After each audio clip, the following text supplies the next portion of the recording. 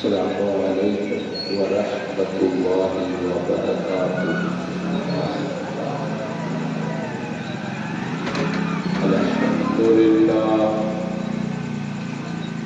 الحمد للہ نحمده ونستعینه ونستغفره ونؤمن به ونتوکل علیہ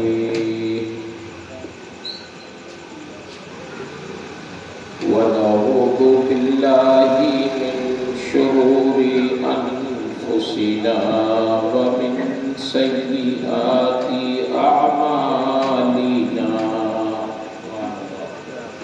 من يهده الله فلا مضل له ومن يضلله فلا هادي له ونشهد أن لا إله إلا الله وحده لا شريك له ونشهد أن سيدنا ومولانا محمدا عبده ورسوله صلى الله تعالى عليه وسلم أما بعد فأعوذ بالله من الشيطان الرجيم بسم الله الرحمن الرحيم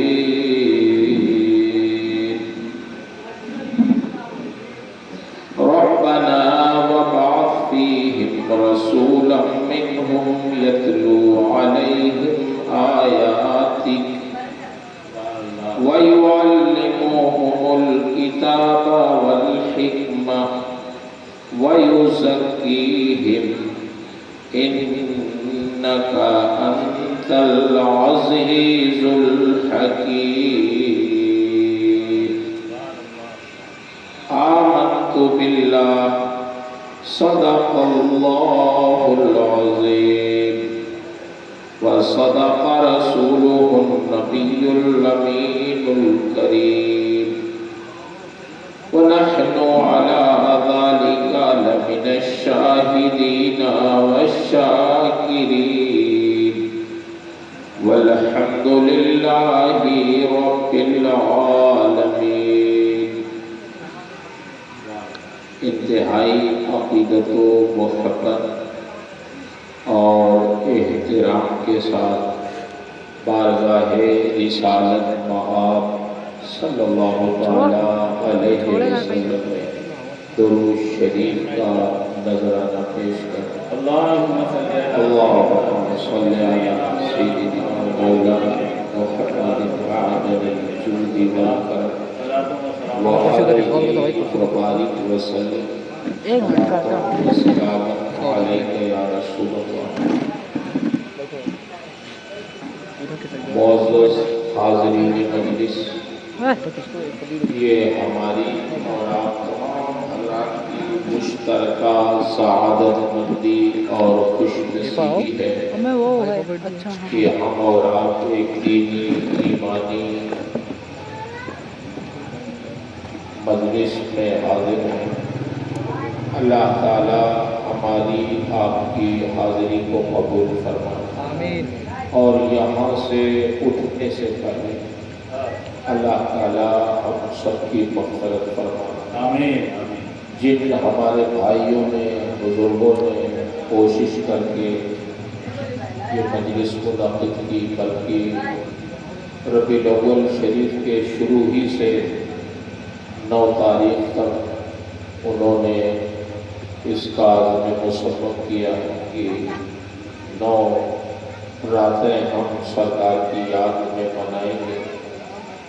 اللہ تعالیٰ ان کی نیتوں سے کہیں زیادہ اپنی شان قریبی کے مطابق انہیں جزائے خیر عطا فرمائے اور رب تعالیٰ اپنی اور اپنے محبوب کی محبت ہمارے دلوں میں جاگزی فرمائے۔ آمین۔ بہت زیادہ تمہید نہ ذکر کر کے موسم کا لحاظ کرتے ہوئے چند باتیں آپ کے گوش گزار کروں۔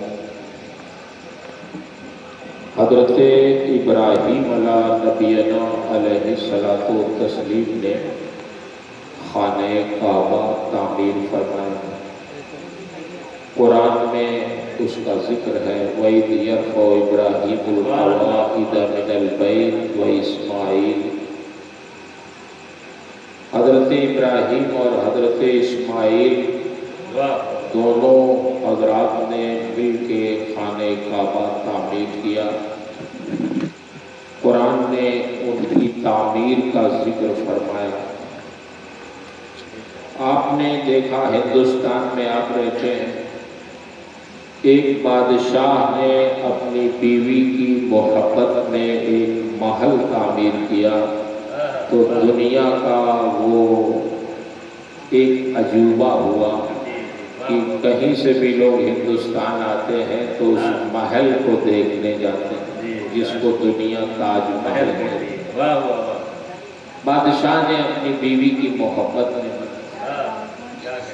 تو اگر کوئی دنیا دار بادشاہ اپنی بیوی کی محبت میں محل بنائے تو وہ اتنا مشہور ہو جائے، کیا کہتے ہیں، تو اگر دو جلیل القدر انبیاء اللہ کی محبت میں کوئی مکان بنائے تو اس مکان کی کیا شان۔ سبحان اللہ سبحان اللہ۔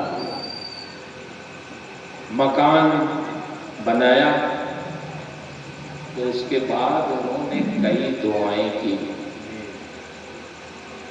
ایک دعا تو فوراً مذکور ہے، اس کے بعد بھی دعائیں ہیں۔ انہوں نے خانہ کعبہ جب بنایا تو جانتے ہیں کیا دعا کی؟ وہی دعا ہر دین کا کام کرنے والے کو کرنا چاہیے۔ بے شک سبحان اللہ۔ اگر اللہ تعالیٰ کسی کو مسجد بنانے کی توفیق دے دے، مدرسہ بنانے کی توفیق دے دے، کوئی اور دینی کام کی توفیق دے دے تو وہ ہر جگہ یہ کہتا نہ پھرے کہ میں نے بنایا، میں نہ بناتا تو نہیں بنتا ہے، یہ تو میرا کام تھا کہ میں نے بنوا دیا، یہ سب نہ کہے، وہی کہے جو حضرت ابراہیم نے کیا کہا تھا، ربنا تقبل منا انک انت السمیع العلیم۔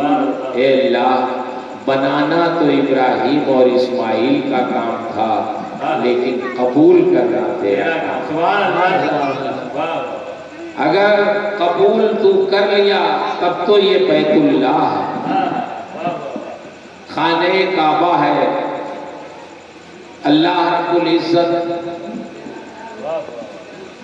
کی طرف سے اس کی قبولیت کا فرمانا یہ ملا، ابراہیم قبول کرنا تھا، اسی لیے تو تمہیں بنانے کا حکم۔ سبحان اللہ۔ اب اعلان کرو لوگوں میں، وَأَذِّن فِي النَّاسِ بِالْحَجِّ يَأْتُوكَ رِجَالًا وَعَلَىٰ كُلِّ ضَامِرٍ يَأْتِينَ مِن كُلِّ فَجٍّ عَمِيقٍ۔ تمہاری تعمیر ہم نے قبول کر لی، اب اعلان کر دو تو دنیا بھر سے لوگ میرے اس گھر کو دیکھنے کے لیے آئیں۔ سبحان اللہ سبحان اللہ۔ نعرہ تکبیر، اللہ اکبر، نعرہ رسالت، یا رسول اللہ، جشن رحمت للعالمین، سبحان اللہ۔ ایک دعا تو ایک ہی، اور اس سے یہ کیا سمجھ میں آئی بات کہ ہم بھی اگر کوئی دین کا کام کریں، اللہ توفیق دے دے تو اپنا دماغ نہ خراب کریں بلکہ ویسے ہی دعا کریں جیسے ہمارے بزرگوں نے دعا، جیسے حضرت ابراہیم علیہ نبی علیہ الصلوۃ والتسلیم۔ بہت سارے لوگ ہیں ہمیں جو تھوڑا کام ہو جاتا ہے تو سوچتے ہیں کہ نہیں ہم نہ کیوں نہیں، کام تو ہو ہی جاتا ہے، آپ نہیں کرتے، اللہ کے بے شمار بندے کسی دوسرے سے کام لے لے۔ کیا بات ہے، کام کرنے والوں کی کمی ہے؟ کبھی کبھی جب اپنے بندے کام نہیں کرتے ہیں تو اللہ اگر چاہتا ہے تو اپنے دین کا کام اپنے دشمنوں سے لے۔ کیا بات ہے، واہ واہ واہ، لیتا ہے نہیں لیتا۔ حضرت موسیٰ علیہ السلام کی پرورش کہاں کر رہا تھا؟ کیا کہنے، فرعون کی گود میں۔ جس فرعون نے حضرت موسیٰ کی پیدائش نہ ہو اس کے لیے ہزاروں بنی اسرائیل کے بچوں کو قتل کروا دیا، اللہ نے اسی فرعون کی گود میں حضرت موسیٰ کی پرورش ثابت کر دیا کہ اللہ جس سے چاہے اپنے دین کا کام۔ تو اور کیا دعائیں کی انہوں نے، بہت ساری دعائیں کی اپنے آل اولاد کے لیے، اور ایک دعا وہ کی جو میں نے قرآن مقدس کی آیت خطبے میں پڑھی ہے، ربنا وابعث فیہم رسولا منہم یتلو علیہم آیاتک۔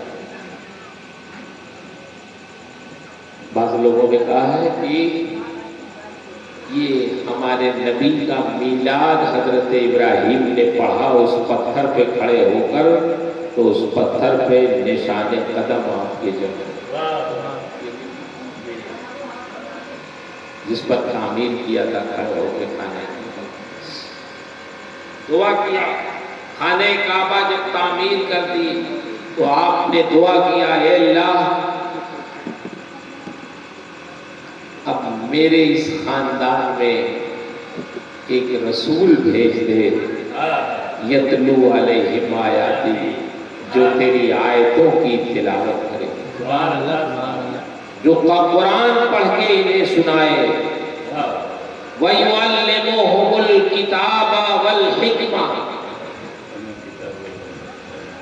کتاب الہی انہیں سکھائے، والحکمہ، دانائی سکھائے۔ اس کا ترجمہ بہت وسیع ہو سکتا ہے، حدیث سنائے، فقہ سنائے، شریعت سنائے، ان کو سکھائے، اور صرف سکھائے ہی نہیں، وَيُزَكِّيهِمْ، ان کو پاکیزہ اور ستھرا بھی کر دے، علم بھی سکھائے، حکمت بھی سکھائے، دانائی بھی سکھائے، قرآن بھی پڑھ کے انہیں سنائے، اور انہیں سر سے پیر تک پاکیزہ اور ستھرا کرنا۔ اللہ کے رسول صلی اللہ علیہ وسلم نے عرب کے ان گنواروں کو جن کا علم سے دور دور تک کوئی واسطہ نہیں تھا، جن کے زمانے کو دور جاہلیت کہا جاتا تھا، پڑھے لکھے لوگ انگلیوں پہ گنے جاتے تھے، عرب کے ان عربیوں کو زمین کی بستیوں سے اٹھایا اور آسمان کی بلندیوں پہ پہنچا دیا۔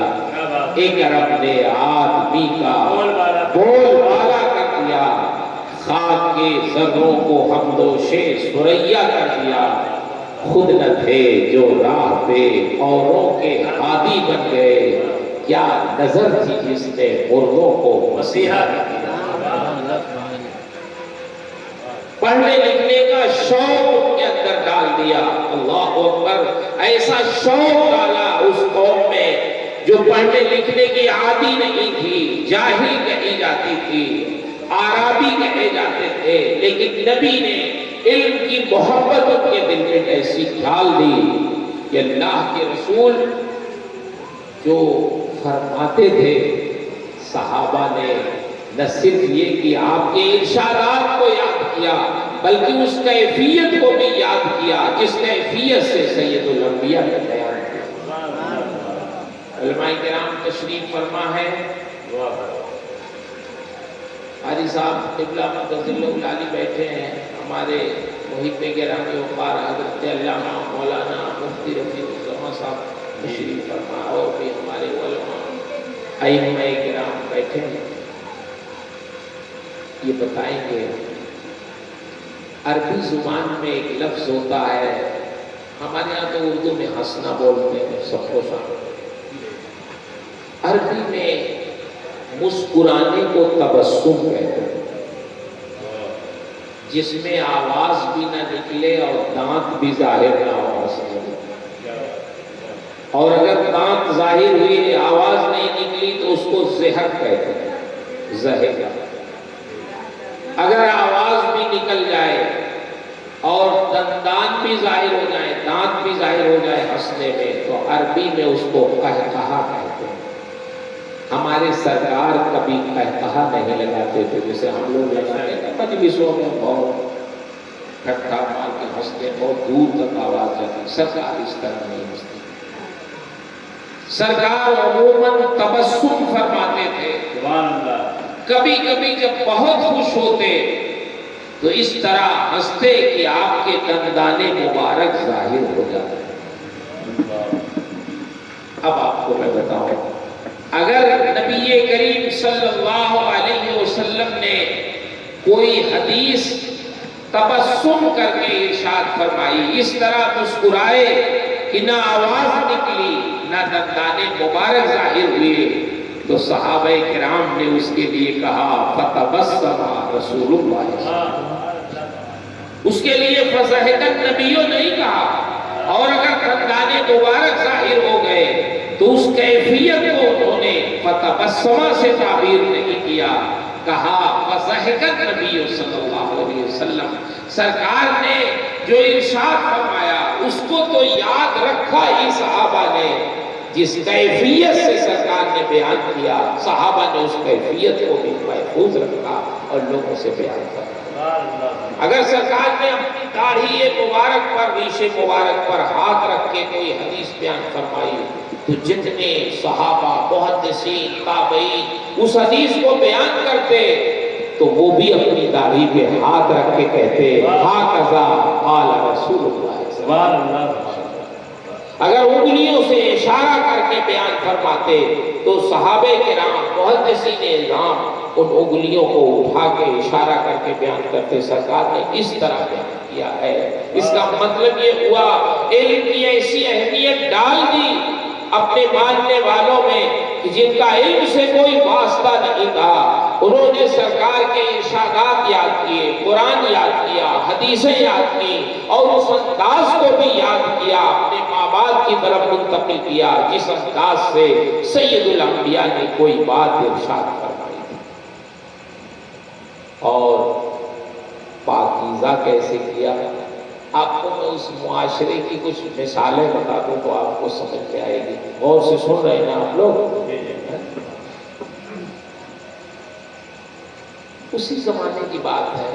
ایسی خیر خواہی سرکار نے ڈالی جو لوگ آپ کی تشریف آوری سے پہلے بات بات پہ لڑتے تھے، ایک دوسرے کا حق غصب کرنا اس کو خودداری سمجھتے تھے، لیکن اللہ کے رسول صلی اللہ علیہ وسلم نے ارشاد فرمایا الدین النصیحہ، دین خیر خواہی کا نام. خیر خواہی کا مطلب یہ ہے اپنے کسی بھائی کا برا نہ چاہو بلکہ اس کا فائدہ چاہو. یہ ہے خیر خواہی. الدین النصیحہ. قیل لمن یا رسول اللہ، یا رسول اللہ کس کی خیر خواہی؟ ارشاد فرمایا للہ ولکتابہ ولرسولہ ولائمۃ المسلمین ولعامتہم، عام مسلمانوں کی بھی خیر خواہی. ایسی خیر خواہی کا جذبہ سرکار نے پیدا کر دیا تھا اپنے ماننے والوں میں کہ ایک صاحب نے زمین خریدی. ایک صاحب سے زمین تو آپ لوگ بھی ہم لوگ بھی خریدتے ہیں نا کبھی. تو جب زمین خریدی تو وہ زمین بہت دنوں سے بنجر تھی، اس میں کاشت نہیں ہوئی تھی، سخت ہو گئی. تو جب وہ اسے جوتنے کے لیے گئے، ہل چلانے کے لیے، تو بہت گہرائی سے انہوں نے چاہا کہ میں اس کو جوتوں تاکہ اس کی سختی دور ہو جائے. تو ان کے حل میں ایک صندوق پھنس کے باہر نکلا، اور جب اس خریدار نے صندوق کو کھولا تو اس پورے صندوق میں دراہم و دینار بھرے ہوئے سونے کے. آپ کو اگر مل جائے کسی زمین میں خریدے ہو جس کو، دوسرے کی مل جائے تب بھی اٹھا کے ہم لوگ لے کے آئیں گے اس کو چپکے سے بند کر دیں، اور اپنی زمین میں ملے تب تو سبحان اللہ. جب وہ خزانہ ملا خریدار کو تو جانتے ہیں وہ اپنا حل چھوڑ کر، اپنا کام چھوڑ کر صندوق لیا اور بیچنے والے مالک کے پاس وہ پہنچ گئے. ان کا کیسے آنا ہوا؟ کہا صاحب جو زمین میں نے آپ سے خریدی تھی، جب آج میں اس کو جوتنے کے لیے گیا تو میرے حل میں ایک صندوق باہر آ گیا، اس میں تو سب سونا چاندی بھرا ہوا ہے، تو یہ آپ خزانہ اپنا لے لیجیے۔ ان کا میرا خزانہ کیسے؟ دیکھیے سرکار نے کیسا پاکیزہ معاشرہ کیسے ان کا یہ خزانہ میرا کیسے بھائی؟ اب تو میں نے زمین بیچ دی، جب زمین میں نے تم سے بیچ دی تو زمین بھی تمہاری، جو کچھ نکلے وہ بھی تمہارا، میرا نہیں۔ میں نے نہیں رکھا تھا خزانہ اس کو، میں کیوں لے لوں؟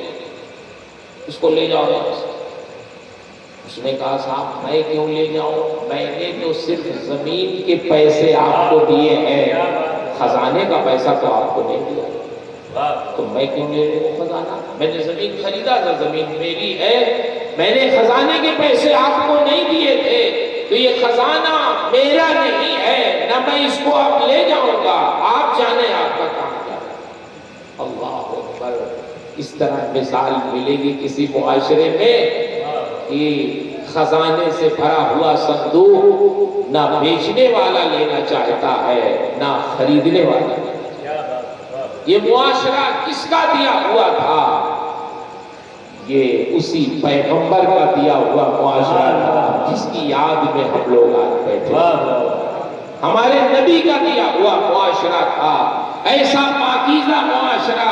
کاش اگر دنیا اس پہ عمل کر لیتی تو دنیا سے ظلم کا خاتمہ ہو جاتا، دشمنی کا خاتمہ ہو جاتا، مقدمات کا خاتمہ ہو جاتا، لڑائی جھگڑے۔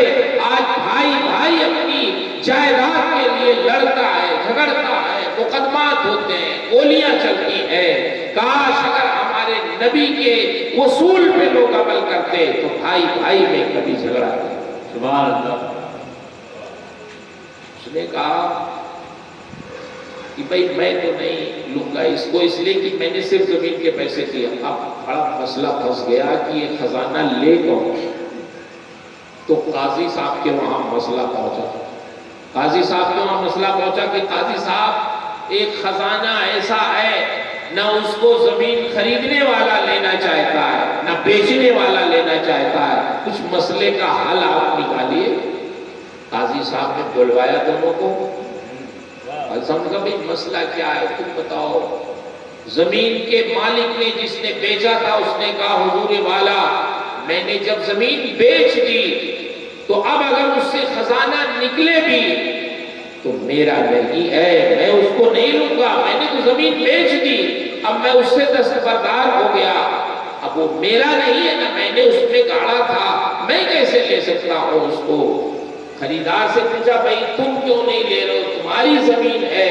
اس نے کہا حضور والا میں وہ خزانہ کیسے لے لوں، میں نے تو صرف زمین کے پیسے انہیں دیے تھے، خزانے کا پیسہ نہیں دیا تھا، تو میں خزانہ کیسے لے سکتا ہوں۔ قاضی کا دماغ بھی چکرا گیا کہ پہلی مرتبہ میرے قضا میں اس طرح کا مسئلہ ہے، خزانہ کوئی نہیں لینا چاہتا۔ تو قاضی صاحب نے پوچھا کہ اچھا یہ بتاؤ تم لوگوں کے بچے ہیں؟ کہا ہے۔ ایک نے کہا لڑکا ہے، دوسرے نے سے پوچھا کہا لڑکی ہے۔ تو کہا ایسا کرو تم دونوں اپنے لڑکے اور لڑکی کی شادی کر دو ایک ساتھ اور مہر میں یہی خزانہ دے دو۔ تو قاضی صاحب نے اس طرح سے اس مسئلے کو حل کیا۔ میں یہ بتانا چاہتا ہوں کہ ہمارے نبی نے کس طرح پاکیزہ کیا تھا لوگوں کو۔ وَيُزَكِّيهِمْ کی تفسیر کیسی کہ اللہ کے رسول کے بارے میں وہ پاکیزہ کریں گے، وہ ستھرا کریں گے، لوگوں کو نیک بنائیں گے۔ تو سچ ہے اللہ کے رسول نے ایسا نیک بنا دیا کہ آپ کے معاشرے میں کوئی کسی کا بدخواہ نہیں تھا، ہر مومن دوسرے بھائی کی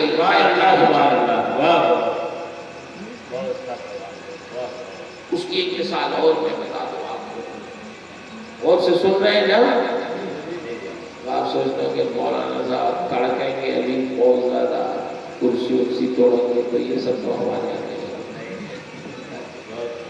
جیسے پڑھاتے ہیں ویسے آپ کو مولانا صاحب بیٹھے ہیں، دیکھیے وہاں بھی مائک سے پڑھانا رہتا ہے۔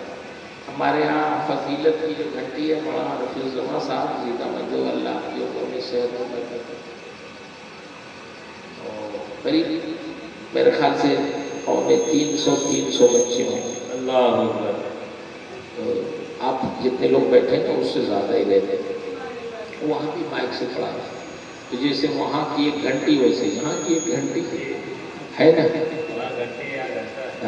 گھنٹا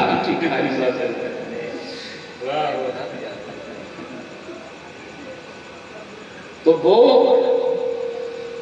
اسی معاشرے کی ایک مثال اور دے دیں تو بات سمجھ میں آ جائے گی، پھر آگے سمجھاتے ہیں آپ۔ ایک صاحب نے گھوڑا خریدا، گھوڑا خرید کے لائے، بھائی نے پوچھا بھائی یہ گھوڑا کہاں سے لیا، کتنے کا لیا؟ گھوڑا تو بہت اچھا لائے تم، کتنے کا لائے؟ تو وہاں کے حساب سے انہوں نے جو بتایا کہ بھائی 300 درہم کا لائے۔ اچھا یار گھوڑا تو تمہارا 300 درہم کا نہیں لگتا ہے، تو بہت اچھا یہ 500 درہم کا لگتا ہے۔ 500 درہم کا؟ ہاں تم کو تو سستا مل گیا۔ تو 200 درہم انہوں نے جیب میں رکھے اور جس سے گھوڑا لیا تھا اس کے پاس پہنچ گئے، سلام کیا۔ انہوں نے کہا بھائی کیسے آنا ہوا؟ صاحب میں تو ابھی گھوڑا لے کے گیا آپ کے پاس سے، پہچان رہے ہیں مجھے؟ کہا ہاں پہچان تو رہا ہوں، بتائیے کیا بات ہے؟ کہا جب میں گھوڑا لے کے اپنے گھر گیا میرے بھائی نے پوچھا کتنے کا گھوڑا خریدا، تو میں نے کہا 300 درہم کا، تو میرے بھائی نے کہا نہیں یار گھوڑا تو بہت اچھا ہے، یہ تو 500 درہم کا کی مالیت کا ہے، اس کی ویلو مارکیٹ میں 500 درہم ہے۔ تو میں اپنے بھائی کا نقصان نہیں چاہتا، میرے بھائی یہ 200 درہم تم رکھ لو، 500 درہم کا ہے تو تمہیں 500 درہم ملنے چاہیے، 200 درہم کا تمہارا میں نقصان نہیں چاہتا۔ اس نے کہا ارے بھائی اب تو تم نے خرید لیا، ذرا اس کی آواز تم نے تو اب خرید لیا، اب تو بے ہو گئی، اب کیا تم پیسے لے کے آئے ہو؟ نے کہا نہیں دیکھو بے تو ہو گئی، لیکن ہمارے نبی نے فرمایا ہے کہ دین خیر خواہی کرنا، میں اپنے کسی بھائی کا نقصان نہیں چاہتا کہ تمہارا 200 درہم کا نقصان ہو، یہ 200 درہم تم رکھ لو میرے بھائی، میں نہیں جانتا آتا کہ 500 درہم کی مالیت کا ہو، تو میرے بھائی نے بتایا تو میں نے سوچا کہ تمہارا نقصان نہ ہو، دیا اور رخصت ہو گئے، گھر آ گئے۔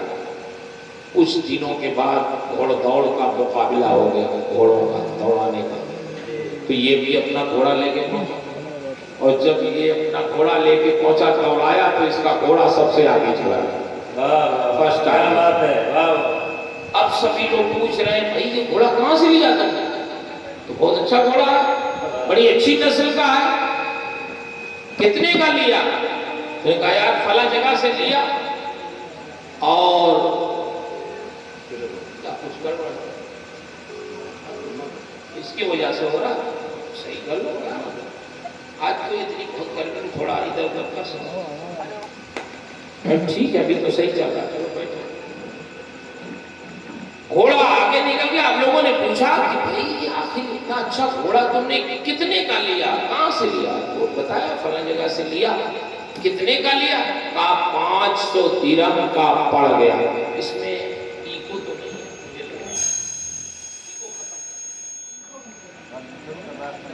ایکو نہیں، سادہ جب شورائے کرام پڑھیں گے تو اس میں آپ ایکو پڑھ چکے ہیں، پھر سادہ کر دیں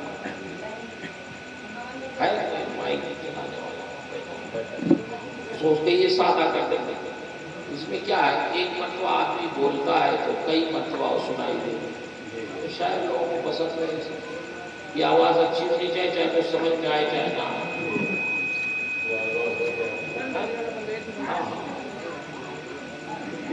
آئیے چلیے ہو گیا تو بیٹھو، بیٹھ جاؤ، بیٹھ جاؤ۔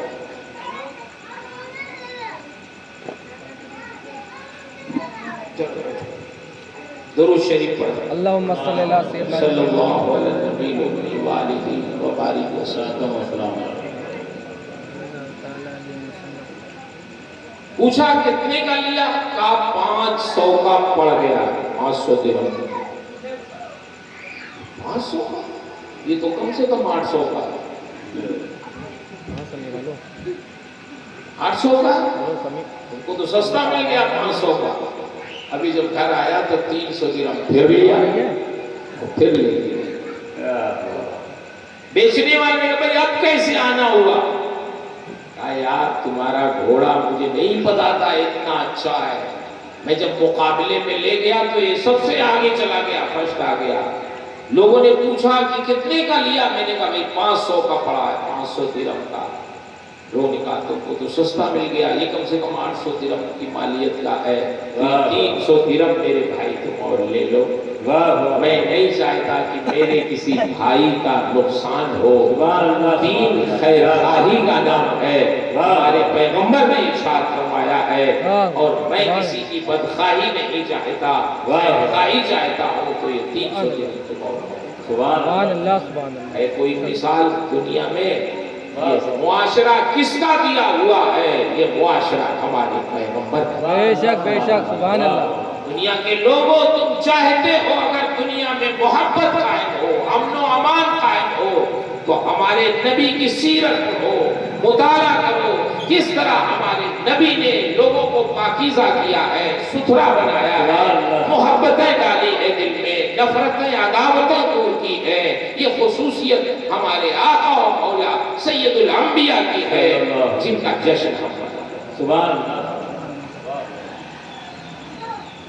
میرے بھائی وَيُزَكِّيهِمْ، سرکار انہیں ستھرا کریں گے، پاکیزہ فرمائیں گے۔ اللہ کے رسول نے ستھرا کیا، پاکیزہ کیا، ایسا سمجھا دیا صحابہ کرام کو، اس طرح تعلیم دی، اللہ اکبر، کہ خود نہ تھے جو راہ پہ اوروں کے ہادی بن گئے۔ کیا نظر تھی جس نے مردوں کو مسیحا کر۔ ایک چیز خاص کر یہ ہوتی ہے، جیسے مولوی صاحب وہ آپ سے ملتے ہیں، بہت اچھی طرح ملتے ہیں، اس سے کام نہیں بنتا ہے۔ آپ کے پاس آئے تھوڑی دیر کے لیے، ابھی چلے جائیں گے یہاں سے۔ ہم جس کے ساتھ رہتے ہیں جب وہاں ہمارے معاملات اچھے ہوں تب سمجھیے ہم اچھے۔ کیا بات، بولیے، یہ ہمارے بچے جو نوجوان ہیں یہ اپنے دوستوں سے بہت اچھے سے ملتے ہیں، بہت اچھے سے ملتے ہیں۔ ٹھیک ہے، دوست سے بھی ملنا چاہیے، اس کو ہم منع نہیں کرتے، خیر خواہ ہونا چاہیے، لیکن ماں باپ سے اتنے اچھے سے نہیں ملتے جتنے اچھی طرح سے اپنے دوستوں سے ملتے ہیں۔ بولیے، حالانکہ ہمارے نبی کا ارشاد ہے خیرکم خیرکم لأہلی وَأَنَا خَيْرُكُمْ لِأَهْلِي، یہ میرے صحابہ تم میں سب سے بہتر وہ ہے جو اپنے گھر والوں کے لیے سب سے بہتر ہو، اپنے ماں باپ کے لیے سب سے بہتر ہو، اپنی بیوی کے لیے سب سے بہتر ہو، اپنے بچوں کے لیے سب سے بہتر ہو، اپنے بھائی بہنوں کے لیے سب سے بہتر ہو۔ سبحان اللہ۔ ہم دنیا بھر کے لیے بہتر ہو کے کیا کریں گے جب ہمارے ماں باپ ہم سے خوش نہ ہو، ہماری بیوی ہم سے خوش نہ ہو، ہمارے بچے ہم سے خوش نہ ہو، ہمارا بھائی ہم سے خوش نہ ہو، ہماری بہنیں ہم سے خوش نہ ہو، تو ہم اچھے نہیں ہیں۔ دنیا کتنا بھی اچھا کہے ہم اچھے نہیں ہیں۔ اچھا وہی ہے جو سید الانبیاء کے ارشاد کے مطابق اپنے گھر والوں کے لیے سب سے بہتر ہے، اپنے ماں باپ کے لیے بہتر ہو، اپنے بھائی بہنوں کے لیے بہتر ہو، اپنی بیوی کے لیے بہتر ہو، اپنے بچوں کے لیے بہتر ہو۔ اللہ کے رسول ارشاد فرماتے ہیں وَأَنَا خَيْرُكُمْ لِأَهْلِي، اور میں تم میں اپنے اہل و عیال کے لیے سب سے بہتر ہوں۔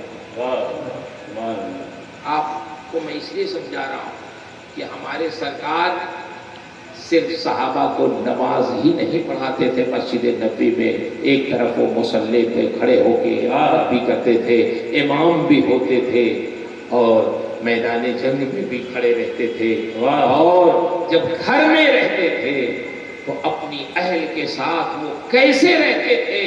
آئیے ام المومنین حضرت عائشہ صدیقہ رضی اللہ تعالی عنہا سے پوچھتے ہیں، صحابہ پوچھتے ان سے ام المومنین آپ بتائیں ہم تو سرکار کو مسجد نبوی میں دیکھتے ہیں، سرکار کو سفر میں دیکھتے ہیں، لیکن گھر میں سرکار کیسے رہتے ہیں آپ بتا سکتی ہیں؟ آپ کے ساتھ کیا سلوک تھا ان کا، گھر میں بیوی بچوں کے ساتھ کیا سلوک تھا، آپ ہمیں بتائیں سرکار گھر میں کیسے رہتے ہیں؟ اللہ کے رسول صلی اللہ علیہ وسلم کے اخلاق کے بارے میں ام المومنین ارشاد فرماتی ہیں۔ وہ بھی ایک چیز آپ کو بتا دیں، ذرا غور کریے گا اس مسئلے پہ بھی۔ اس ماحول میں اگر کسی شخص کی 2 بیویاں ہو، 3 بیویاں ہو، 4 تک تو جائز ہے نا، 4 بیویاں ہو، اور کسی ایک بیوی سے انٹرویو لیجیے شوہر کے بارے میں، تو کتنا اچھا انٹرویو دے گی وہ، بولیے صحیح انٹرویو دے گی، کچھ نہ کچھ شکایت کرے گی نا بھائی۔ لیکن ہمارے آقا و مولا صلی اللہ علیہ وسلم کی زوجیت میں بیک وقت کئی ازواج مطہرات امہات المومنین تھیں، لیکن جب انٹرویو لیا جاتا حضرت عائشہ صدیقہ سے، کیف کان خلق النبی صلی اللہ علیہ وسلم، سرکار کے اخلاق کیسے تھے، تو ام المومنین کیا فرماتی ہیں؟ کان خلقہ القرآن۔ سرکار کے اخلاق کو پوچھتے ہو، سرکار کے اخلاق تو بالکل قرآن تھے، یعنی جو قرآن میں لکھا ہوا ہے وہی ہمارے نبی کا اخلاق۔ سبحان اللہ۔ ام المومنین حضرت عائشہ صدیقہ سرکار کے بارے میں ارشاد فرماتی ہے گھر میں کیسے رہتے تھے، وہ میں تمہیں بتاتی ہوں۔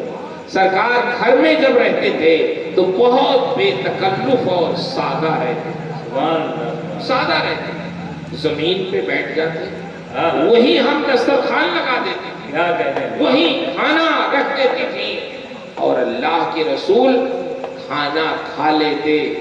بعض کھانے سرکار کو ناپسند ہوتے، نہیں کھاتے تھے وہ، لیکن اگر دسترخوان پہ رکھ دیا جاتا تو ہمیں ملامت نہیں کرتے کہ تم نے کیا لا کے رکھ دیا ہے، نہیں کھاتے اسے، لیکن کچھ کہتے نہیں۔ ما عابا رسول اللہ صلی اللہ علیہ وسلم طعاما قط، اللہ کے نبی نے کبھی کسی کھانے میں ناپسندیدگی کا اظہار نہیں فرمایا، نہیں کھانا ہوا نہیں کھایا، چھوڑ دیا، لیکن گھر والوں پر ظاہر نہیں کیا کہ تم نے کیا سامنے لا کے رکھ دیا، میں تو اسے نہیں کھاتا۔ بولیے آپ بھی ایسا کرتے ہیں؟ بولیے۔ اور کبھی اچھا کھانا بن کے آ جاتا ہے تو کچھ کلمات خیر آپ کہتے ہیں کہ نہیں کہتے؟ کرتے ہیں؟ کیا کیجیے، جب کھانا بگڑ جاتا ہے تو ڈانٹتے تو ہیں آپ، لیکن جب کھانا اچھا بن جاتا ہے تو تعریف بھی تو کرنی چاہیے بنانے والوں کی۔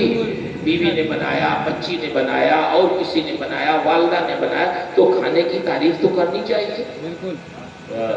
ایک مولانا صاحب کی ایک سامنے دعوت کر دی، قاری صاحب، وہاں سب گئے کھانا کھانے، تو جب بیٹھے کھانا کھانے تو پہلا لقمہ مولانا صاحب نے ڈالا تو کہا ماشاءاللہ بہت اچھا کھانا بنا ہے بھائی۔ کس نے بنایا ہے کھانا؟ انہوں نے کہا حضرت ہماری اہلیہ نے بنایا، بہت اچھا کھانا انہوں نے بنایا۔ تو ان کی اہلیہ اندر بیٹھی تھی پردے کے پیچھے، وہیں سے زاروں قطار رونے لگی۔ مولانا صاحب نے جب سنا ان کے رونے کی آواز تو ڈر گئے، بھائی میں نے کوئی ان کی برائی تو نہیں کی، یہ رو کیوں نہیں، کون ہے یہ آپ کی اہلیہ ہیں؟ بولے ہاں۔ پھر کیوں رو رہی؟ میں نے کوئی غلط بات کہہ دی؟ تو پردے کے پیچھے سے ان کی اہلیہ نے کہا کہ حضرت تقریباً 35 سال ہو گئے ہماری شادی ہوئے، ہمارے شوہر نے آج تک کبھی اچھا سے اچھا کھانا ہم نے بنا کے ان کو کھلایا، لیکن کبھی ایک لفظ تعریف کا انہوں نے آج تک نہیں کہا، کبھی یہ نہیں کہا کہ تم نے کھانا اچھا بنا دیا، ماشاءاللہ بہت اچھا۔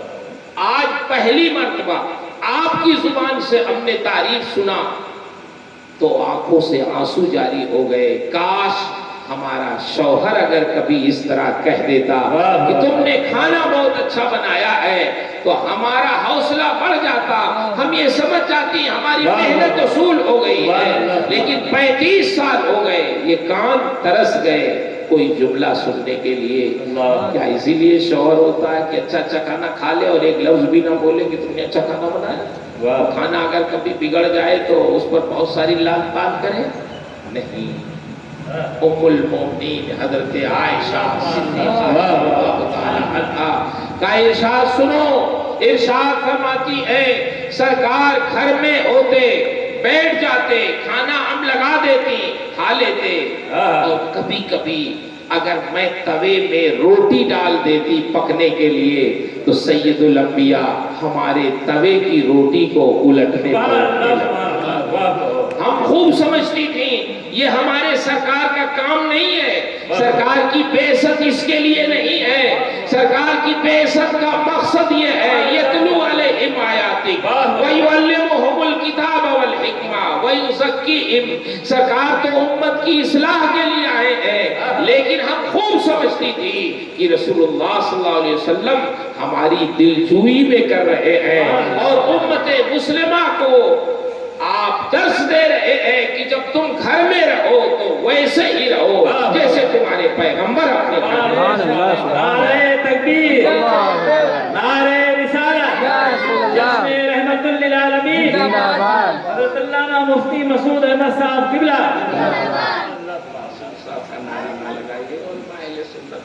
میں آپ کو کچھ کہہ تو نہیں سکتا, آپ بڑے بزرگ ہیں, ہم جیسے حقیروں فقیروں کے لیے کیا لگا.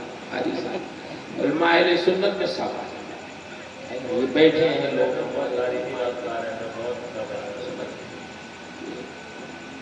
انہی لوگوں سے تو سب مجلس گرم رہتی ہے. ہم لوگ تو آئے 1 گھنٹے کے لیے چلے جائیں گے. ابھی یہ مجلس کس نے اکٹھا کی؟ آپ ہی لوگوں نے. تو نعرہ تو صحیح معنوں میں آپ لوگوں کا لگنا چاہیے. مولانا مسعود صاحب نے کیا کمال کیا, آئے سنایا چلے گئے, کھایا بڑھیا سے اور تقریر کیا چلے گئے. اصل تو اس کے لیے محرک بانی آپ لوگ ہیں, یہ بچے ہیں, یہاں کے لوگ ہیں. صحیح بات ہے, ان کی دلجوئی کی لوگ. اللہ تعالیٰ فضل فرمائے آپ لوگ کی عمروں میں صحت میں برکت عطا فرمائے. اس شہر کے جو علماء ہیں, اس شہر کے جو ائمہ ہیں, وہ نعرے کے مستحق ہیں, داد کے مستحق ہیں, جو اس شہر میں سنیت کو برقرار رکھے ہوئے ہیں, مذہبیت اور دینداری کو برقرار رکھے ہوئے ہیں. کہ آج اس شکل میں جو آپ لوگ نظر آ رہے ہیں یعنی مسجدوں کے امام اور ہمارے علماء کی محنتوں کا نتیجہ. سبحان اللہ. یہی لوگ نہ گرم کیے رہتے ہیں مجلس. اللہ تعالیٰ ان کا سایہ دراز رکھے اور ان کے فیض و برکات سے ہم سب کو فیضیاب فرمائے. میں عرض کر رہا تھا ام المومنین فرماتی ہیں کہ نبی کریم صلی اللہ علیہ وسلم جب گھر میں ہوتے تھے کانا فی محنت اہلی, اپنے گھر کے لوگوں کے کاموں میں ہاتھ بٹاتے تھے. وہ صرف یہ اس طرح نہیں بیٹھے رہتے کہ میں پیغمبر ہوں, میں نبی ہوں, میں سید الانبیاء ہوں, بلکہ جب گھر میں رہتے تو ایک شوہر کی حیثیت سے رہتے, ایک باپ کی حیثیت سے گھر میں رہتے. ام المومنین ارشاد فرماتی ہے کہ ان کے ارشاد کا مفہوم جو واضح ہو رہا ہے میں آپ سے عرض کر رہا ہوں کہ ان کے کہنے کا مقصد یہ تھا, ہزاروں ان کے خادم تھے, غلام تھے صحابہ کی شکل میں, امہات المومنین تھی, ان کی خدمت کرنے والوں کی کوئی کمی نہیں تھی, لیکن اپنا کام خود کرنا وہ اپنے لیے پسند کرتے. ان کے لیے خادموں کی کمی تھی. بازار مدینہ میں ایک بار سامان خریدا اور جیسے ہی اٹھانا چاہا ایک صحابی دوڑ کے آئے, انہوں نے کہا حضور یہ کام ہمارا ہے, ہم غلاموں کا ہے, آپ نے خرید لیا, اب ہمارا کام ہے کہ کاشان اقدس تک ہم پہنچائیں اس کو, آپ نہ اٹھائیں ہمارے ہوتے ہوئے. اللہ کے رسول نے ارشاد فرمایا رب المال احق بحملی, جس کا سامان ہے وہی اٹھانے کا ذمہ دار. اپنا سامان لیا, خود اٹھائے, لے کے اپنے گھر آئے. اگر صحابی رسول لے کے آتے تو یہ کوئی غلط نہیں ہوتا, ناجائز نہیں ہوتا, لیکن سرکار نے اپنا سامان کیوں خود اٹھایا؟ اس لیے کہ اپنے امتیوں کو سمجھانا تھا کہ اپنا کام کرنے میں کوئی شرم کی بات نہیں ہے, کوئی حیا کی بات نہیں ہے. تمہارے پیغمبر خود اپنا سامان اٹھا کے اپنے گھر لے جاتے ہیں, تو تم امتی ہو تو تمہیں اپنا سامان لے جانے میں کوئی حرج نہیں. یہ ہمارے نبی کی سیرت ہے۔ میرے بھائی، ام المومنین کی بات ابھی ختم نہیں ہوئی۔ میں آپ کو، اپنے آپ کو بھی، آپ سب کو سمجھانا چاہتا ہوں۔ ہم لوگ گھر میں رہتے ہیں، کوئی کام نہیں کرنا چاہتے گھر کا، بیوی کرے گی، بچے کریں گے، ہم تو پانی پینا ہوتا تو کہتے ذرا ایک گلاس پانی لاؤ، ذرا پانی پلاؤ، ہم اٹھ کے پانی بھی نہیں پینا چاہتے۔ بولیے ہے نا یہ بات صحیح؟ کیا ہمارے نبی اپنا کام خود کر رہے ہیں اور ہم اپنا کام نہیں کرنا چاہتے؟ امتی ہو کر کے یہ جلسہ کیوں منعقد کیا جاتا ہے؟ اسی لیے تاکہ ہم سیکھیں کہ ہمارے نبی کرتے ہیں، سید الانبیاء کی زندگی کے طریقے کیا تھے۔ ان کے یہاں کوئی کام کرنے والوں کی کمی نہیں تھی، اشارہ ہوتا تو لوگ اپنی گردنیں قربان کرتے تھے، لیکن اپنا کام خود کرنا چاہتے اور محبت ایسی کرتے تھے اپنے بیوی سے، اپنے بچوں سے، اپنے صحابہ سے۔ اللہ اکبر، ایسی محبت کرتے کہ ام المومنین جو ہمارے سرکار کی بیوی اور ہم تمام مسلمانوں کی ماں ہے، وہ خود ارشاد فرماتی ہے، مسلم شریف کی حدیث ہے کہ اللہ کے رسول صلی اللہ تعالی علیہ وسلم وہ میں نے گوشت کی ایک بوٹی دیا جس میں ہڈی بھی تھی، کچھ گوشت بھی تھا، میں نے اپنے دانتوں سے اسے کھایا اور کھانے کے بعد اس کا کچھ حصہ ابھی باقی تھا، میں نے سید الانبیاء کی خدمت میں پیش کیا۔ سرکار نے اسے، اس بوٹی کو، اس ہڈی کو لیا اور کھانا چاہا، قریب لے گئے لیکن پھر رک گئے۔ ارشاد فرماتے ہیں عائشہ تم مجھے بتاؤ کہ تم نے اپنے دانتوں سے کہاں سے کاٹ کے کھایا ہے، بتاؤ میں وہیں سے کھانا چاہتا ہوں جہاں سے تم نے کاٹ کے کھایا۔ ام المومنین ارشاد فرماتی ہے میں نے پیالے میں پانی لیا اور جب پانی پینے لگی تو سرکار ارشاد فرماتے ہیں، انداز دیکھیں محبت والا، ارشاد فرماتے ہیں عائشہ سارا پانی تم ہی پی ڈالو گی یا میرے لیے بھی کچھ بچاؤ گی؟ میں فوراً رک گئی، میں نے کہا حضور آپ نوش فرمائیں، آپ پئیں۔ پیالہ میں نے سرکار کی خدمت میں دیا، سرکار نے پیالہ ہاتھ میں لیا، اپنے لبھائے مبارک کے قریب لے گئے اور قریب لے گئے، رک گئے۔ ارشاد فرماتے ہیں عائشہ تم نے اپنے ہونٹ کہاں سے لگا کے پیے ہیں، مجھے بتاؤ میں وہیں سے پینا چاہتا ہوں جہاں سے تم نے اپنے ہونٹوں سے پانی پیا ہے۔ مجھے بتاؤ میرے بھائیوں، ہمارے پیغمبر نے جس طرح اپنی ازواج مطہرات کے ساتھ زندگی گزاری ہے، محبت کی ہے، خیال کیا ہے، اگر آج اس معاشرے میں کوئی شوہر اپنی بیوی سے محبت کرے، کبھی بتاؤ طلاق دینے کی نوبت آئے گی، کبھی جھگڑے کی نوبت آئے گی، کبھی مقدمہ بازی کی نوبت آئے گی؟ ہرگز نہیں۔ آج اگر یہ سب کچھ ہو رہا ہے تو صرف اس لیے کہ شوہر اور بیوی نے اپنے نبی کی طرز زندگی کو چھوڑ دیا ہے، اپنے نبی کے اسوہ حسنہ کو چھوڑ دیا ہے، ہم نے اپنے مزاج سے زندگی گزارنا شروع کر دیا ہے، اپنے مزاج اور طبیعت سے ہمیں زندگی نہیں گزارنا ہے، اپنے نبی کی سیرت اور اپنے نبی کے طرز زندگی سے ہمیں زندگی گزارنی ہے۔ انشاءاللہ معاشرہ بھی پاکیزہ رہے گا، ہمارا گھر بھی پاکیزہ رہے گا، ایک دوسرے کا لحاظ کریں۔ گھر میں ماں باپ ہے، ماں باپ کی محبت، ماں باپ کی عظمت، اللہ اکبر۔ سرکار جب بڑے ہوئے، جب اپنے ماں کے شکم میں تھے تو والد کا انتقال ہو گیا، 6 سال کی ہوئے تو والدہ کا انتقال ہو، تو ماں باپ کی خدمت کا تو موقع ہی نہیں، لیکن ارشاد تو فرمایا خود سے کرنے کا نہیں، ہاں کبھی کبھی موقع ملا۔ حدیث شریف میں آیا ہے کہ ایک بار آپ جعرانہ میں تشریف فرما تھے۔ جعرانہ وہ جگہ ہے قاری صاحب سے ماشاءاللہ کتنی بار گئے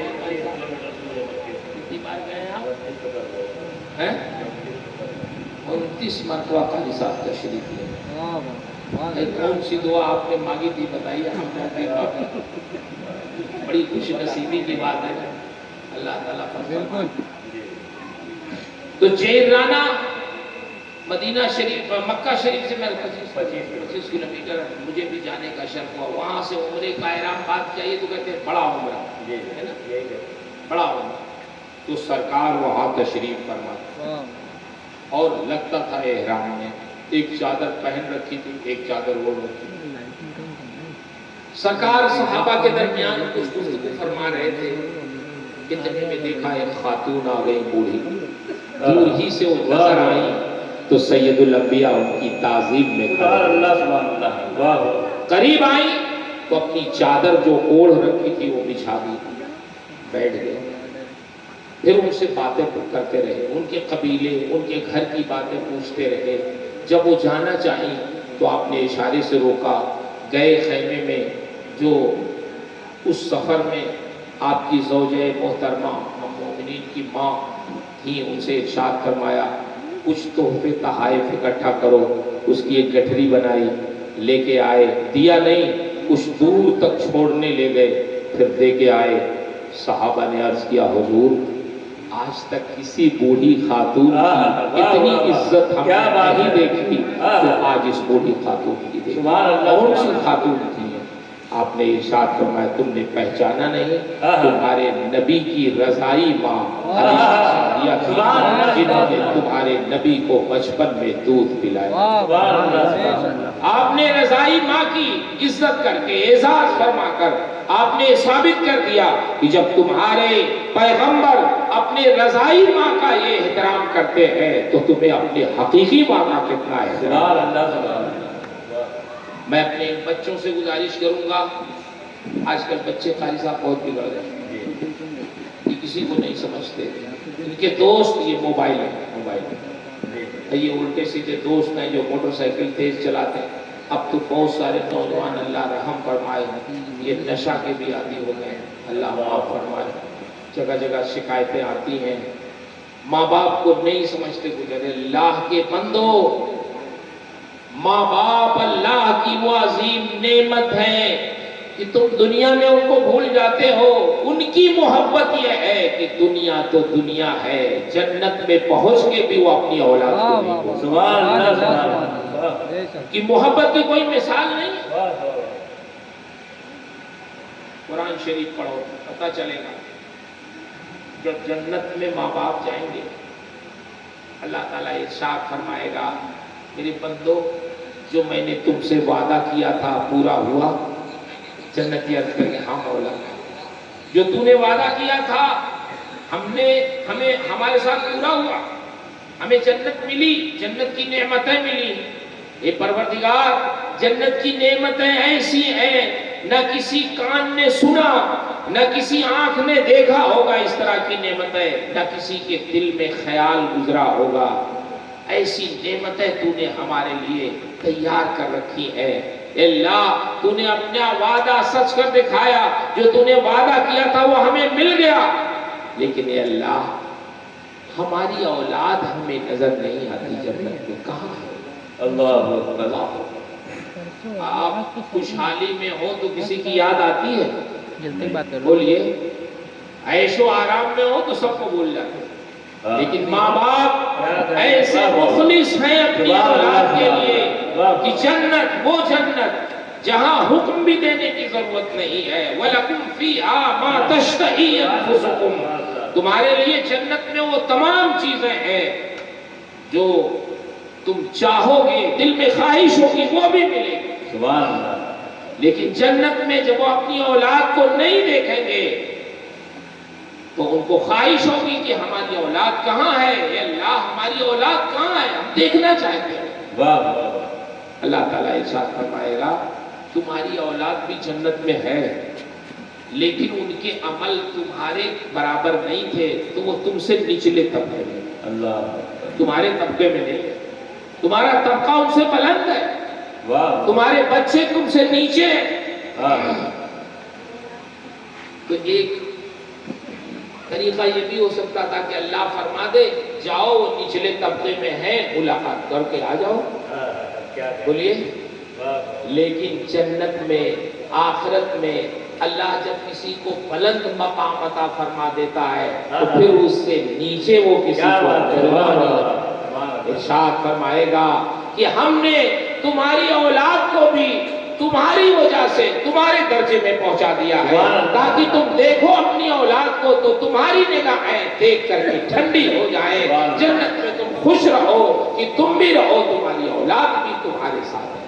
سبحان اللہ۔ میرے بھائیوں مجھے بتاؤ، نوجوانوں بتاؤ، یا آخر ماں باپ سے زیادہ مخلص کون ہے تمہارا اس دنیا میں کہ جو ماں باپ تمہیں دنیا میں بھی تمہیں یاد کرتے ہیں، تمہاری فکر میں لگے رہتے ہیں، تمہاری پرورش میں وہ اپنی جان ہلاکت میں ڈال دیتے ہیں، اور جب جنت میں وہ ہوں گے تو جنت میں بھی وہ اپنی اولاد کو نہیں بھولیں گے۔ آج تو دنیا ہی میں لوگ بھول جاتے ہیں۔ شادی ہو گئی کسی سے پوچھئے، کبھی کبھی پوچھتے ہیں ہم لوگ، بڑے میاں کتنے بچے آپ کے؟ مولانا صاحب 7 لوگ۔ کس کے ساتھ آپ ہیں؟ کسی کے ساتھ نہیں۔ سب کی شادی کر دی، کسی طرح سے قرض لے کے، یہ کر کے، زمین بیچ کے سب کی شادی بیاہ کر دیا، سب اپنی بیوی بچوں کے ساتھ الگ رہتے ہیں اور ہم لوگ کسی کے ساتھ نہیں رہتے۔ ارے اللہ کے بندو، جس ماں نے 9 مہینہ اپنے شکم میں رکھا، اپنا خون جگر تمہاری پیدائش پہ پلایا، پیٹ میں اپنا خون پلایا، پیدا ہونے کے بعد اپنا دودھ پلایا، پھر جوان ہونے تک تمہاری پرورش کی، تمہیں پڑھایا لکھایا تمہارے ماں باپ نے، تمہارے لیے دھوپ برداشت کی، پریشانیاں برداشت کی، جوان ہو گئے تو کسی طرح قرض لے کے محنت مزدوری کر کے تمہاری شادی کر دی، اور جیسے ہی شادی ہوئی تم انہی ماں باپ کو بھول گئے جنہوں نے تمہاری پرورش کر کے تمہیں جوان کیا۔ دنیا میں اس سے بڑی احسان فراموشی اور کیا ہو سکتی ہے جو ایک نوجوان اپنے ماں باپ کے ساتھ کر رہا ہے۔ ہمارے نبی اپنی رضائی ماں کی عزت کر کے انہوں نے ہمیں یہ بتا دیا کہ جب رضائی ماں کا یہ احترام ہے تو حقیقی ماں باپ کا کیا احترام ہے۔ اس لیے جن خوش نصیبوں کے ماں باپ زندہ ہیں، میں ان سے گزارش کروں گا، ماں باپ کی عزت کرو، احترام کرو، ان کی خدمت کرو، ان کے سامنے اپنی آواز بلند نہ کرو، اور اپنی کمائی کا حصہ جو ان پر خرچ کرو تو خرچ کر کے احسان نہ جتاؤ، خوش ہو جاؤ کہ اللہ نے ہمیں خدمت کا موقع دیا۔ سبحان اللہ۔ خوش رہو کہ خدمت کا موقع ملا ہے۔ ماں باپ وہ عظیم نعمت ہے کہ ان کی خدمت باعث سعادت ہے، باعث اجر ہے، ترقی کا ذریعہ ہے۔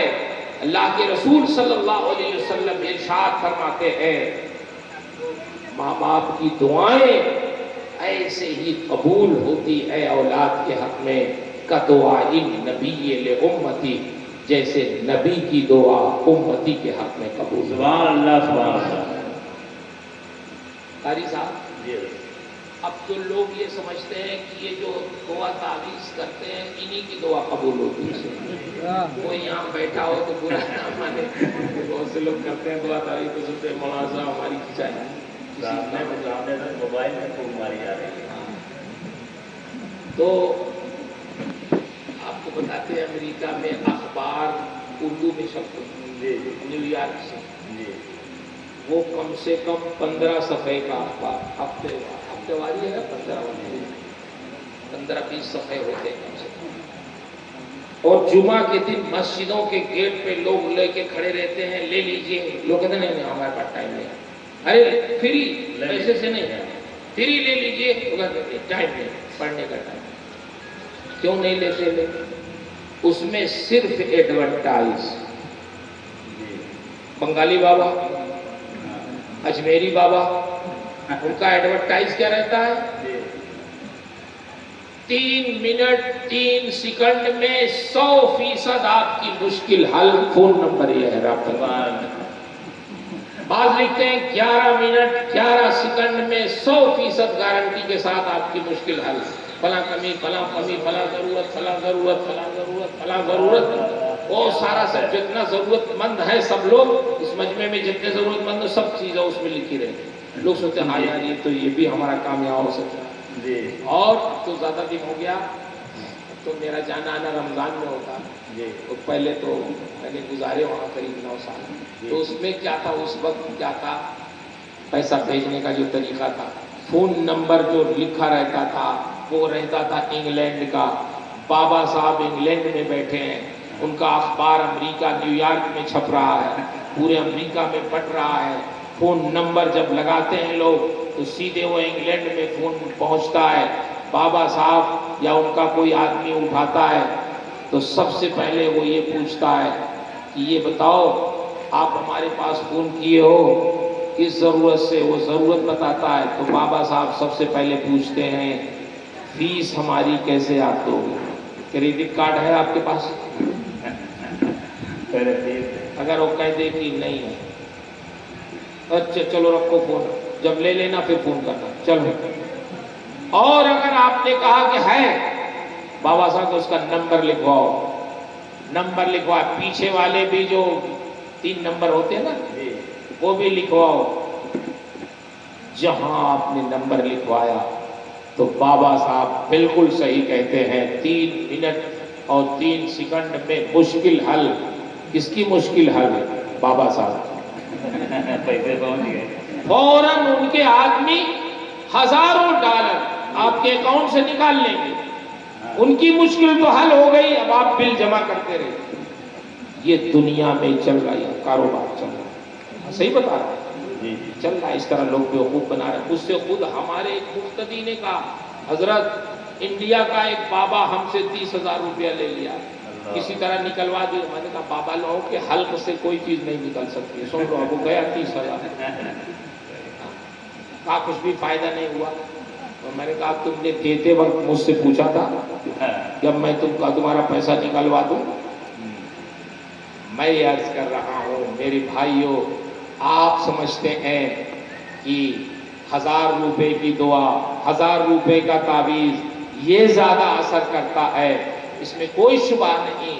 قرآن کی آیتوں میں اثر ہے، قرآن کی تعویذات میں اثر ہے، لیکن اس سے کہیں زیادہ اگر تم اپنے ماں باپ سے دعائیں کراؤ گے، کسی بابا سے دعا کرانے کے بجائے اگر تم وہی دعائیں اپنے ماں باپ سے کرا لو تو ماں باپ اگر دل سے دعا کر دیں گے تو تمہاری حق میں دعائیں ایسے ہی قبول ہوں گی جیسے نبی کی دعا ہو۔ سبحان اللہ، سبحان اللہ۔ ادھر ادھر کہاں پریشان ہوتے ہو؟ اپنے ماں باپ کے پائتانے بیٹھ جاؤ، ان کے پاس دیکھو۔ ایک چیز میں آپ کو نفسیاتی بتاؤں، ماں باپ چاہتے ہیں ہمارے بچے ہمارے پاس کچھ دیر بیٹھیں، کچھ سنیں ہماری، کچھ سنائیں، کچھ ہماری خیریت پوچھیں۔ آپ تو بیٹھنے ہی نہیں پسند کرتے ہو، آپ کو اپنی مجلس چاہیے، نوجوانوں کی مجلس چاہیے، نہیں اپنے ماں باپ کی خوشی کے لیے آپ ان کے سرانے، ان کے پائتانے بیٹھو، ان سے گفتگو کرو، ان کی باتیں سنو۔ کبھی کبھی ماں باپ اپنے بچپن کی باتیں، اپنی جوانی کے زمانے کی باتیں کبھی کبھی 10 بار وہ سنائیں گے، وہی 2-4 دن کے بعد پھر سنائیں گے، 2-4 دن کے بعد پھر سنائیں گے، مگر یہ بھی نہ کہو کہ آپ نے تو ابھی کل سنایا تھا پھر کیوں سنا رہے ہیں۔ سن لو، ان کے باتیں سننے سے ان کو وہ خوشی حاصل ہوتی ہے کہ وہ بھی تمہارے حق میں ان کی طرف سے دعا کو خوش رکھو اور ان کی ضروریات کا لحاظ رکھو۔ بھائی ہیں، بہنیں ہیں، ہر ایک کے حقوق ہیں، ان کی مدد کرو، ان کی خیر خواہ بنو۔ بہنیں ہیں، ان کے گھر آؤ جاؤ، نہیں آ جا سکتے ہو فون کرو، ان کی خیریت پوچھو، ان کی مدد کرو۔ یہ ہمارے نبی کی سنت اور ارشادات ہیں، اسی مقصد کے لیے یہ مجلسیں ہوتی ہیں۔ اور یہ مسجد ہے، مسجد میں ایک چیز تو ضرور کر لیا کرو کہ 5 وقتہ نماز پڑھ لیا کرو۔ قاری صاحب فجر میں کتنے لوگ آتے ہیں؟ 20 لوگ۔ اور محلے میں کتنے لوگوں کی فجر میں تو کہیں کوئی جاب واک پہ جاتا نہیں، سب گھر میں رہتے، تو یہ سوتے رہتے۔ سونے کے لیے مسجد بنائیے آپ لوگوں۔ میں اپنی ماؤں بہنوں سے عرض کروں گا، یہ اگر بیویاں نمازی ہیں تو اپنے شوہروں کو سونے نہ دیں، شوہر نمازی ہیں تو اپنے بیوی بچوں کو جگائیں، گھر میں ماحول پیدا کریں نماز کا اور قرآن کی تلاوت کا۔ 1 رکوع پڑھیں، 2 رکوع پڑھیں، 1 صفحہ پڑھیں، 1 چھوٹی سورت پڑھیں، لیکن قرآن کو 24 گھنٹے میں ایک بار اپنے ہاتھوں میں لے کے اس کو چومیں، اس کو دیکھیں، کو پڑھیں، انشاءاللہ قرآن کی برکت آپ کے گھر میں نازل ہوگی۔ قرآن اس لیے نہیں ہے کہ آپ رکھے رہو اس کو صرف، بلکہ قرآن کی تلاوت کرو، اس کو تو سمجھو، اس میں عمل کرو۔ اگر یہ بھی نہیں کر سکتے ہو تو کم سے کم اس کی تلاوت تو کر لو، نماز پڑھو۔ پنج وقتہ نماز یہی قیامت میں سب سے پہلے اس کی پوچھو۔ آپ ایئرپورٹ پہ جاتے ہیں، آپ کے یہاں تو ایئرپورٹ بن گیا ماشاءاللہ، جی جی، ایئرپورٹ پہ جب جائیں گے آپ تو ایک پولیس کھڑا رہتا گیٹ پہ، وہ کہتا آئی ڈی ٹکٹ اپنے ہاتھ میں لے لیجیے۔ اگر یہ ٹکٹ اور آئی ڈی نہ ہو تو ایئرپورٹ جہاز کو چھوڑ دیجیے، ایئرپورٹ کے اندر بھی نہیں گھسنے دیں، نو پاسپورٹ۔ یہ یہاں کے انٹرنیشنل کی بات چھوڑیں گے، انٹرنیشنل میں تو پاسپورٹ بھی مانگتے ہیں، یہاں اندر نیشنل سفر کے لیے۔ تو جیسے دنیا کے سفر کے لیے آپ کو اپنی آئی ڈی دکھانا ضروری ہے، اپنا ٹکٹ دکھانا ضروری ہے، آگے نہیں بڑھنے دیں گے لوگ، ایسے ہی قیامت میں جب تک نماز کے بارے میں آپ سے پوچھ نہیں لیا جائے گا، آپ کو کہا جائے گا آپ کھڑے رہو۔ ان اول ما یحاسب بہ العبد یوم القیامہ الصلاۃ، سب سے پہلے قیامت میں جس چیز کی پوچھ ہوگی وہ نماز ہوگی۔ سبحان اللہ، سبحان اللہ۔ نماز پڑھے نہیں پڑھے یہ بتاؤ، تو جو سب سے پہلا سوال ہے اسی میں اگر فیل ہو جائیں گے پھر کیا ہو؟ میرے بھائیوں، بہت سے لوگ ہمارے اس میں تجارت کرتے ہوں گے، دکان کرتے ہوں گے، کچھ لوگ نوکری کرتے ہوں گے، میں ان سے گزارش کروں گا، آپ کو کوئی منع نہیں کرتا کہ آپ صاحب تجارت نہ کریں، آپ نوکری نہ کریں، آپ کاروبار کریں، آپ تجارت کرنا تو ہمارے نبی کی سنت ہے، بے شک، مگر تجارت ایسی کریں کہ قیامت کا ایک دن ہوگا بس۔ کتنا بڑا ہوگا؟ 50,000 سال کا ایک دن، آدھے دن دوڑ بھاگ میں گزر جائے گا، آدھے دن میں حساب ہوگا، لیکن اس دن جانتے ہیں یہ زمین تانبے کی ہوگی، سورج 1.25 میل یا 1.25 نیزے کے فاصلے پر ہوگا، زمین سے گویا آگ نکل رہی ہوگی، سورج آگ برسا رہا ہوگا، اولین و آخرین اس میدان میں اکٹھا ہوں گے، اور پسینہ اتنا لوگوں کے جسموں سے نکلے گا کہ اس تانبے کی زمین میں حدیث میں آیا 70 گز اندر چلا گیا، اللہ، پھر وہ پسینہ باہر آئے گا، کسی کے ٹخنے تک، کسی کے گھٹنے تک پسینہ، کسی کے کمر تک پسینہ، کسی کے سینے تک پسینہ، کسی کے گلے تک پسینہ، کسی کے ہونٹوں تک پسینہ ہوگا۔ لوگ بڑے پریشان ہوں گے، سوچتے ہوں گے کاش کوئی بادل کا ٹکڑا ہمارے سر پہ آ کے سایہ فکن ہو جاتا تو تھوڑی راحت مل جاتی، مگر اللہ کے رسول ارشاد فرماتے الیوم لا ظل الا ظل، آج رب العالمین کے عرش اعظم کے سائے کے علاوہ کہیں چھپنے کی کوئی جگہ نہیں ہوگی۔ اتنے میں ایک منادی پکارے گا، فلاں ابن فلاں، فلاں ابن فلاں، فلاں ابن فلاں، فلاں کے بیٹے فلاں کہاں ہیں؟ اینا فلاں ابن فلاں، فلاں کے بیٹے فلاں کہاں ہیں؟ فلاں کے بیٹے فلاں کہاں؟ نام لے کے پکارے، لوگ سمجھ جائیں گے ہمیں پکارا جائے، کہیں گے ہم یہاں حاضر ہیں، جواب ملے گا آپ کی جگہ وہ نہیں ہے، چلو اللہ نے اپنے عرش اعظم کے سائے میں نور کی کرسیاں لگوا دی ہیں، تم وہاں چل کے بیٹھو، دھوپ میں تمہاری جگہ نہیں، تمہیں دھوپ میں نہیں کھڑے ہونا ہے، تم چلو نور کی کرسیوں پہ بیٹھ جاؤ۔ وہ دوڑ کے آئیں گے عرش اعظم کے سائے میں، نور کی کرسیوں پہ وہ بیٹھیں گے، اور جیسے ہی بیٹھیں گے ان کے چہرے ایسے نورانی ہو جائیں گے کہ اہل محشر جب دیکھیں گے کہ دائیں نور، بائیں نور، آگے نور، پیچھے نور، نور نالا نور، ان کا چہرہ اتنا نورانی، تو وہ پوچھیں گے اللہ یہ لوگ تو ابھی ہمارے درمیان تھے، آخر یہ ہیں کون لوگ کہ تو نے ان کا نام لے لے کر کے اپنے عرش اعظم کے سائے میں نور کی کرسیوں پہ بیٹھایا ہے، انہوں نے کون سا عمل کیا ہے؟ جواب ملے گا اے اہل محشر دھوکہ نہ کھاؤ، ما ہم بانبیاء والصدیقین، یہ انبیاء اور صدیقین نہیں ہے۔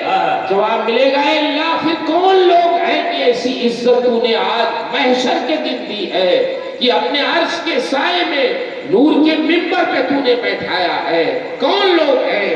جواب ملے گا رجال لا تلہیہم تجارت ولا بیع عن ذکر اللہ۔ اے اہل محشر سنو، یہ میرے وہ بندے ہیں جو دنیا میں تجارت کرتے تھے، دکان کرتے تھے، کاروبار کرتے تھے، لیکن ان کا کاروبار اللہ کی یاد سے انہیں غافل سبحان اللہ سبحان اللہ سبحان اللہ۔ یہ دکانیں تو کرتے تھے، کاروبار تو کرتے تھے، تجارت تو کرتے تھے، ان کی دکانوں پہ بھیڑ لگی رہتی تھی، لوگ خرید رہے ہوتے تھے، پیسے دے رہے ہوتے تھے، یہ لے رہے ہوتے تھے، بڑے مصروف رہتے تھے۔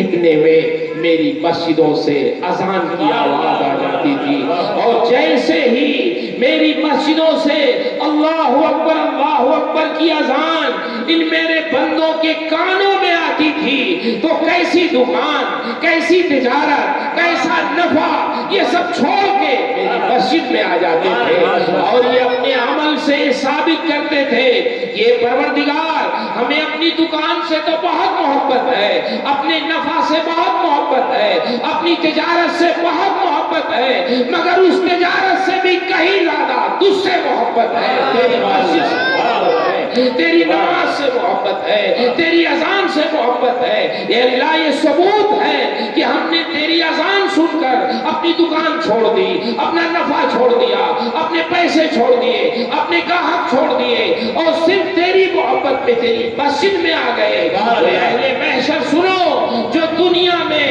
اتنی مصروفیت کے باوجود میری مسجدوں میں آ جایا کرتے تھے میری اذان سن کر کے، تو میں آخرت میں ان کو محشر کی دھوپ میں نہیں رکھتا، اپنے عرش کے سائے میں یہ میرے وہ بندے ہیں جو دنیا میں کاروبار کرتے تھے۔ آپ کرو تجارت، کوئی منع نہیں کرتا، ہماری شریعت نے منع نہیں کیا ہے، آپ کرو کوئی نوکری، کچھ بھی کرو، اللہ نے جو بھی توفیق دی ہے کرو، حلال طریقہ اختیار کرو، لیکن جب اذان ہو جائے تو یہ وقت نہ تجارت کا ہے نہ کاروبار کا ہے۔ اگر گنجائش ہو، اجازت ہو، موقع ہو، اختیار ہو تو آپ مسجد میں آؤ، نماز پڑھو، اپنے رب کو راضی کرو، اور یہ ثابت کرو کہ اللہ دنیا کی ہر چیز سے کہیں زیادہ محبت تجھ سے ہے۔ فجر میں کون سی تجارت آپ کرتے ہیں؟ فجر میں کون سا کاروبار آپ کرتے ہیں؟ سینکڑوں لوگ ہیں اور مسجد میں 20 آدمی، بھر دو مسجد اپنی، صبح کو آ جاؤ، صبح کو اللہ کے فرشتے حاضر ہوتے ہیں رحمت کے۔ اس لیے میرے بھائیوں، اب پھر دوبارہ زندہ نہیں ہونا عمل کے لیے، یہی زندگی ہے، کب کی ہے پتہ بھی نہیں ہے، کب سانس بند ہو جائے۔ آئے دن آپ جنازے پڑھتے ہو، اعلان سنتے ہو، اس لیے جو کچھ بھی موقع ہمیں ملا ہے اس کو ہمیں ضائع نہیں کرنا ہے، ہمیں اس کا استعمال کرنا ہے، اپنی اصلاح کرنی ہے، کوشش کرنی ہے، جد و جہد کرنی ہے۔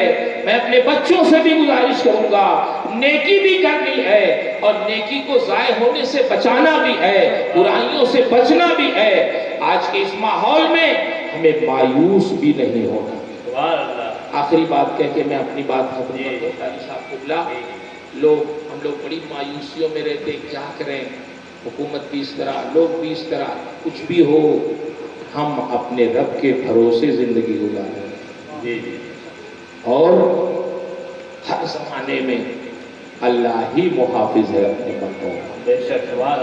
لیکن ہمیں نا امید بھی نہیں ہونا، کوشش کرتے رہنا، برائیوں سے بچتے رہنا، اللہ کے حکم پہ عمل کرتے رہنا، اور اگر ہم اللہ کے حکم پہ عمل کریں، برائیوں سے بچیں، تو بند دروازے بھی انشاءاللہ ہمارے لیے کھل جائیں۔ حضرت زلیخا نے یوسف علیہ السلام کو جب بلایا اپنے محل میں، تو جانتے ہیں 7 دروازے تھے، 7 دروازے بند کیے اور تالا لگا دیا، 7 دروازوں میں تالا لگا دیے، بڑے بڑے بڑے تالے، اور یوسف علیہ السلام کو بلایا اپنی طرف، تو یوسف علیہ السلام اللہ کے پیغمبر جو ہوتے ہیں نا، وہ معصوم ہوتے ہیں، وہ وہاں سے بھاگے उनको मालूम था दरवाजों में ताला है, लेकिन फिर भी वो भागे, वो दौड़े, दरवाजे के पास आए, जिद्दोजहद किया, बचे, अपने को बचाना चाहा, दौड़ लगाई। तो अल्लाह का करम यह हुआ कि जिस भी दरवाजे पे जाते ताला खुल के जमीन पे गिर जाता। अल्लाह ने वो हिफाजत की कि जब बंदा बुराइयों से बचना चाहता है तो ताला लगे हुए दरवाजे भी अल्लाह उसके लिए खोल। हमें हालात कैसे भी हो ना उम्मीद होने की जरूरत नहीं है, उसूल ज़ाब्ते की जिंदगी गुजारना है, बुराइयों से बचना है, नेकियों की कोशिश करते रहना है, माँ बाप की बेइज्जत का ख्याल करना है, वक्त पे नमाज भी पढ़ना और अपने कारोबार के लिए मेहनत भी बहुत करना, फालतू नहीं बैठना। हाँ, अल्लाह ताला आपको हमें सबको तौफीक खैर से नवाजे। मैंने इस मुख्तसर से वक्त में जो कुछ भी अर्ज़ किया, इसमें जो सही कहा, जो हक कहा, जो दुरुस्त कहा, वो सब मेरे रब की तरफ से है। मेरे बयान में, मेरी ताबीर में, मेरे समझाने में, खुद मेरे समझने में जो गलतियां हैं वो सब मेरी तरफ से हैं। अल्लाह मुझे हक कहने, हक सुनाने, खुद हक पे अमल करने और हक की नश्र व इशाअत की तौफीक अता फरमाए। अस्तगफिरुल्लाह रब्बी मिन कुल्लि ज़ंबिन व अतूबु इलैह। अस्सलामु अलैकुम।